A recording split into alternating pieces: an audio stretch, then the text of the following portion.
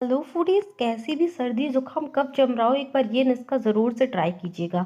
इससे ना बहुत ही फटाफट से फ़ायदा लग जाएगा। तो देखिए, यहाँ पर लौंग और काली मिर्च ले लेना है 10-12।